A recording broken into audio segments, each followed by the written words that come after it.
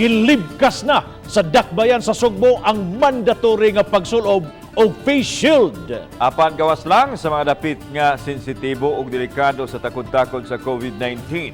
Naglaki pini sa mga ospital, clinic, diagnostic, laboratories, medical facilities ug uban pa. Ani ang dugang detalye pinaagi ni ining report.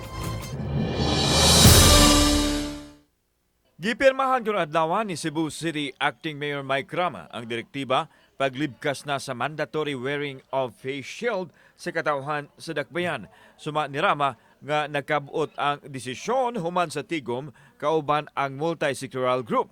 Nasuta atol sa panagtigom base usab sa hiniusang obserbasyon nga nahugawa na kapuslanan ang pag-require sa pagsulob og face shield kay dili man tarungon sa pagsulob sa mga tao.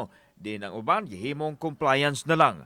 The Convergent Group recommended the lifting of the mandatory use of face shield in certain venues and facilities with exceptions.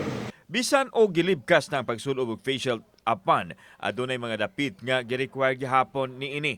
Naglakip sa mga hospitals, clinics, diagnostic laboratories, medical facilities, public utilities, gawas lang sa traditional PUJ nga nakaabli ang bintana ug maglusot-lusot ang hangin. Samtang lakip sa gipagawas nga direktiba mao ang pagpresentar sa vaccination card alang sa mga musulod sa establishmento. Sa mga malls na to, Mayor, like pwede na musulod dito nga wala kay face shield.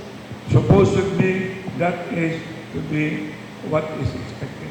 So wala kay order nga sa mall nga og dili ka bakunado, dili ka kasuod. Pero kung magdaka og minors, you have to be fully vaccinated. Bisan pa man sa pagluag sa quarantine restrictions sa dakbayan sa Sugbo apan padayon pahimangno karon sa LGU sa katawhan nga kanunay mag-amping og musunod sa mga minimum health protocols. Kauban si Clifford Lumayag, ako si Alan Domingo, Balitang Bisdak.